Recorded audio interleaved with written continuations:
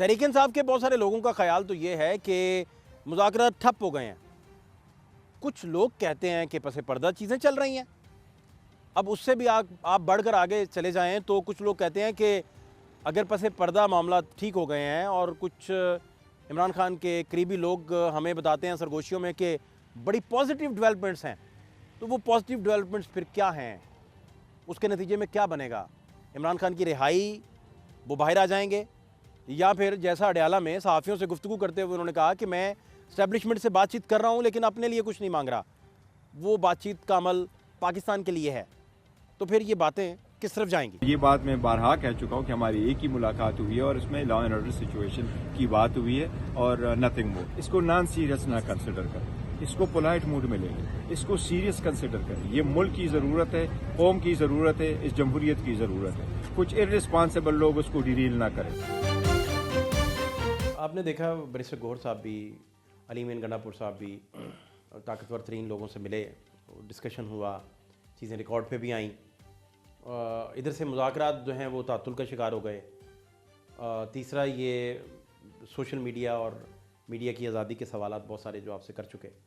تو ان سارے حالات میں ابھی بھی آپ کو لگتا ہے کہ پس پردہ کوئی بات چیت کا سلسلہ عمران خان کو لے کر کوئی جاری و ساری ہے اور وہ کسی منطقی انجام تک بھی پہنچے گا، یا آپ کو لگتا ہے کہ اب یہ ڈیڈ اینڈ ہی ہے، اس میں کچھ نہیں ہو سکتا؟ ابھی مجھے لگتا ہے کہ ڈیڈ اینڈ پہ ہے. میرے خیال ہوئی ہوگی بات چیت پر ہے. اس میں کوئی ہمیشہ یہی ہوتا ہے کہ جب اس قسم کے ایک لاک جیم کہہ لیں یا جو ہے ڈیڈ اینڈ پہ بات آتی ہے تو ہمیشہ اس قسم کے مذاکرات ہوتے ہیں جس کی وجہ سے حالات بہتر ہوتے جاتے ہیں. لیکن مجھے نہیں لگتا ہے کہ وہ کسی بھی ایک لحاظ سے نتیجے پہ پہنچے ہیں، اور نہ ہی مجھے لگتا ہے کہ کوئی ابھی اس صورتحال میں آگے کیا ہوتا ہے 6 مہینے پاکستان کی سیاست کے بارے میں کچھ بھی نہیں کہا جا سکتا ہے کہ کیا ہوگا. لیکن فی الوقت مجھے کوئی بریک تھرو نظر نہیں آتا ہے. بلکہ میں ابھی 3-4 دن کے واقعات جو دیکھ رہا تھا اس میں جیسے شروع میں ایسا لگا کہ شاید تھوڑا بہت کوئی ہلچل سی ہے، کوئی تبدیلی آ سکتی ہے، مذاکرات ہو سکتے ہیں، حالات تھوڑے سے معمول پہ آ سکتے ہیں. وہ بھی اب جو ہے وہ امید بھی ختم ہو گئی فی الحال. اب دیکھیں آگے کیا ہوتا ہے. اور اس میں لیکن ایک بہت بڑا سوال پیدا ہوتا ہے ایک حکومت کے لیے، ایک پوری ریاست کے لیے یہ آتا ہے کہ کیا ان حالات میں جب کہ پاکستان کو ملٹیپل چیلنجز کا سامنا ہے. میں نہیں سمجھتا ہوں کہ پاکستان کی ریسنٹ تاریخ میں اتنے زیادہ جو ہے ہمیں چیلنجز کا سامنا تھا جیسے آج ہے.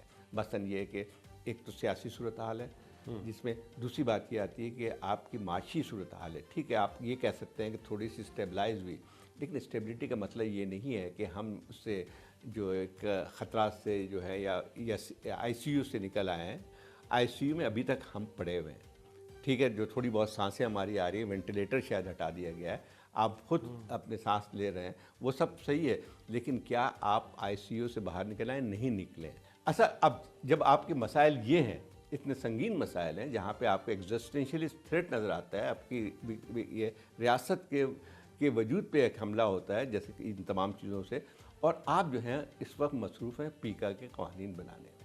آپ کو یہ سب سے زیادہ سروکار نظر آتا ہے کہ کس طرح سے جو ہے یہ سوشل میڈیا کو قابو میں کیا جائے، یا مین اسٹریم جو ہے جو جرنلسٹ جو اپنی اس میں باتیں کر رہے ہیں ان کو آپ کو قابو کرنا ہے. تو پھر تو ایسا لگتا ہے کہ جو ہے پھر ہم تباہی کی طرف جا رہے ہیں، اس سے آگے نکلنے کی کوئی امید نظر نہیں آتی ہے. ریئل میں اگر دیکھا جائے تو کیا دونوں پارٹیاں، حکومتی کمیٹی اور اپوزیشن کی کمیٹی یعنی تحریک انصاف جو دیگر جماعتوں پر مشتمل ہے، اس کے اتحادی، وہ سارے مل کر مذاکرات کے عمل کو لے کر سنجیدگی سے نہیں بڑھ رہے تھے؟ کیا پس پردہ مذاکرات جو تھے وہ اوور لیپ کر گئے، یا پھر ابھی کوئی ایسا معاملہ ہوا ہی نہیں جس میں بریک تھرو ملتا؟ تو یہ وہ ساری چیزیں ان کو علیحدہ علیحدہ دیکھنا ضروری ہے کہ پس پردہ کچھ تھا نہیں تھا، جو کچھ تھا وہ مذاکراتی ٹیبل پر تھا، یا اس کے علاوہ بھی کوئی ٹیبل سج رہے تھے، وہاں بھی کوئی مذاکرات ہو رہے تھے. میں تو پہلے ہی کہا تھا، میں پھر ریکارڈ پہ ہوں کہ یہ ہمارے ساتھ مذاکرات کیوں کر رہے ہیں، خطرات کہہ رہے ہیں، ہمارے دوسرے مذاکرات بھی ادھر بھی ہو رہے ہیں. گور صاحب نے بھی دیا تھا. تو اگر ہو رہے ہیں تو پھر یہ شف کیا ہوا ہے پھر 10-12-15 دن جو ہے. فرض کریں آپ کو اڈیالہ جانا پڑ جائے یا آپ کی کوئی خفیہ ملاقات عمران خان سے پلان ہو جائے؟ اس طرح 24 تاریخ سے پہلے ہوتی رہی ہیں. کس 24 سے؟ یہ اس 24 سے جو ابھی ان کا تھا. اچھا، جو طریق انصاف جا کے ڈیالہ ملتی رہی وہ کہہ رہے ہیں؟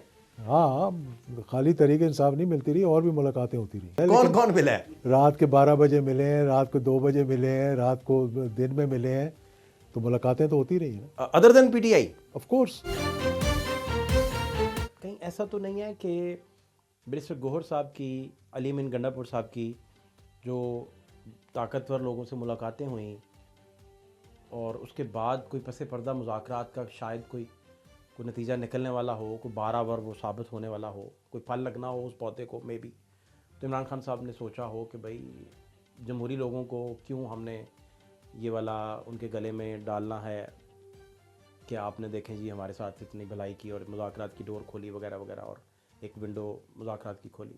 تو یہ کوئی ایسی نہیں، اس میں دیکھیں، اس مذاکراتی کمیٹی کے اناؤنس ہونے سے پہلے کی بات میں آپ کو بتاتا ہوں کہ عمران خان نے یہ اختیار محمود خان اچکزئی کو، جو ہمارے تحریک کے سربراہ ہے، ان کو بھی اختیار دیا تھا کہ آپ بات کریں، لیکن حکومت نے اس وقت بھی اس چیز کو سنجیدگی سے نہیں لیا. ٹھیک ہے، اور آپ کو اچکزئی صاحب کی سٹینڈنگ کا پتہ ہے، وہ اصولوں کا ایک پکا انسان ہے. وہ ہمیشہ ان کی آواز یہی ہوتی ہے کہ پارلیمنٹ طاقت کا سرچشمہ ہو اور آئین کی بالادستی ہو، سول سپریمیسی ہو. ٹھیک ہے، اور یہ ہمارا آئین بھی کہتا ہے، یہ ہمارا قانون بھی کہتا ہے، لیکن عملاً کوئی اس کو کرنے کے لیے تیار نہیں ہے. خیر، وہ نہیں ہوا. پھر عمران خان نے، یعنی اگر لوگ یہ آپ نے جس طرح کہا کہ عمران خان نے دوسری یا ہماری پارٹی نے دوسری، تو اس میں کوئی اس لیے صداقت نہیں ہے کہ عمران خان یہ اختیار پہلے محمود خان اچکزئی صاحب کو بھی دے چکے تھے کہ آپ اس چیز کو لیڈ کریں اور بات کریں، جس سے بھی کرنی ہے، زرداری سے کرنی ہے، نواز شریف سے کرنی ہے، جس سے بھی کرے.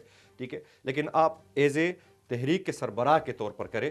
ٹھیک ہے، آپ اگر کسی چیز کے اوپر کنسنسس پہ پہنچتے ہیں تو پاکستان تحریک انصاف اس چیز میں آپ کو بیک کرے گی. یہ ایک انڈرسٹینڈنگ ہماری بنی ہوئی تھی.